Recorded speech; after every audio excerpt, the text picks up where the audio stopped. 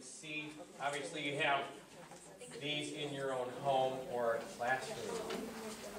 Now, as I prepared for this meeting tonight, it really gave me an opportunity to put things in perspective, because I made note first that it was January 5 of 2010 when we convened our Friends and Family Forum, or All Stakeholder Forum, to give everyone a concept of what we were doing through what we called the Mosaic process to reestablish the course and direction of our Savior Lutheran School.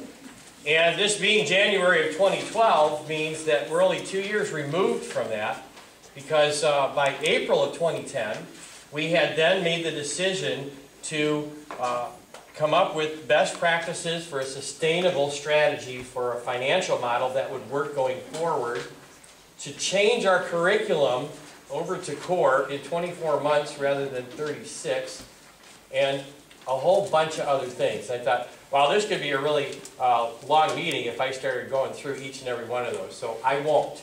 There's plenty of that you can look at to your heart's desire.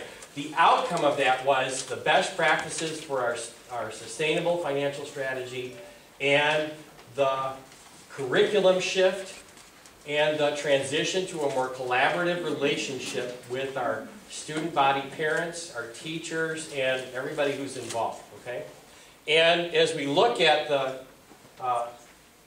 verbiage we came up with in getting the understanding of what it is that our existing school community valued, what did our congregation value, and what do people in the community outside of our Savior value that we might have in common. And that's where this tag came from, that our Savior Lutheran School is at the intersection of faith and excellence.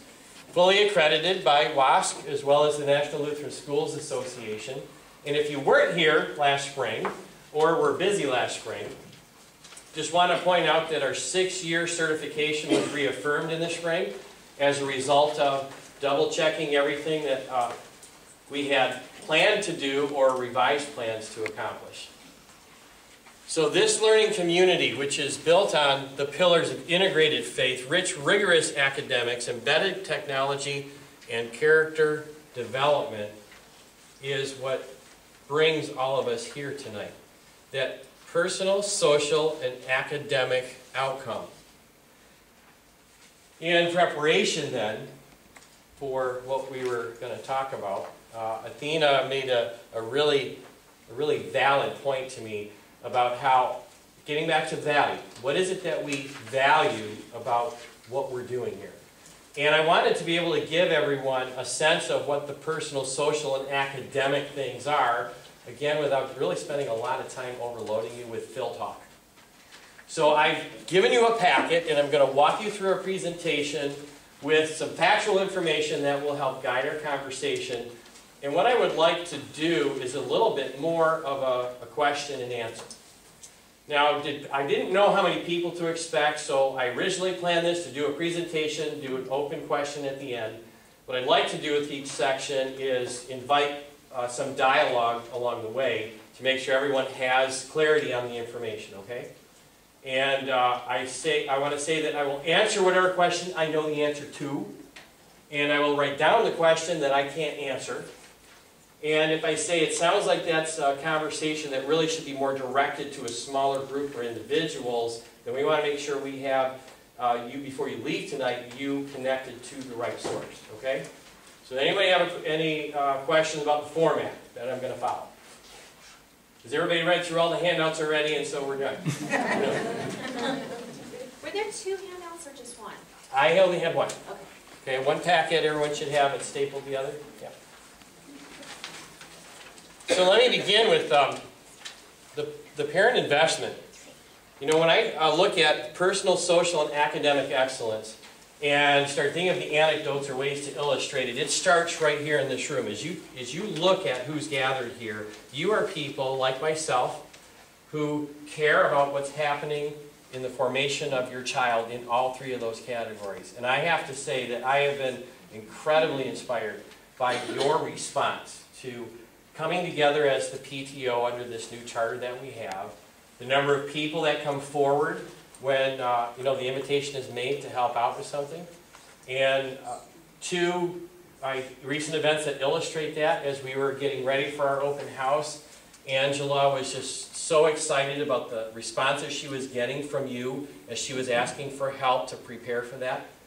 Then I also go to another level, because there are several of you that are just those super volunteers that we can't have the same kind of enrichment stuff that we do without you. And I started making a list of people, and then I started thinking, I know I'm going to miss people. So I decided not to go through the names. So I was going to say, I'm going to read all these names, and then did I miss anybody? And so forget that. As you look around, as I'm looking around, I'm already seeing, I've seen your faces, I know how involved you are. But I got to say, you know, like with PTO, with what Athena and Steve and our vice chair do to make this happen each week, you know, there's a lot of effort that goes into that. And I know I appreciate it. I hope all of you do as well. So before someone gets reelected, can we thank them for what they're doing?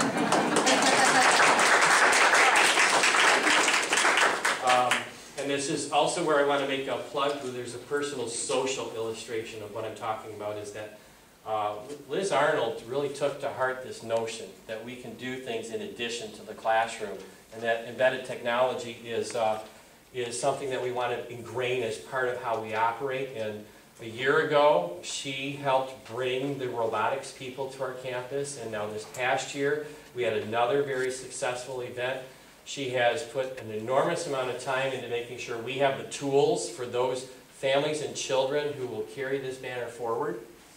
And the things that I know that has done for those children personally, the visibility that it's given them to the community, you know, we can't even really quantify that. But I don't think I'm stepping too far on the ledge when I say that Elizabeth is looking for those who are going to carry this forward. Yes. Right? Right? Yes, I am. It's big, but it's doable, and it's so worth the investment. It is absolutely an example of the kind of before and after school or break time and or summer enrichment things that we are so set up for. And all it really takes are individuals with a little bit of passion and interest who can get all the right people to come together, and our kids win. They get the most out of it. So, your parent investment isn't going to stop there. That's really just the beginning. A new committee is forming. All the paperwork is done. It's called the Principals Advisory Committee. So one of my visions going forward in improving the collaboration between parents and administration was this group of people who would be as parents, link directly to administration, and administration's link back to parents to know what's really going on out there. And so it takes a nominee from each principal, a nominee from our lay governing board, the directors, and a nominee from the senior pastor.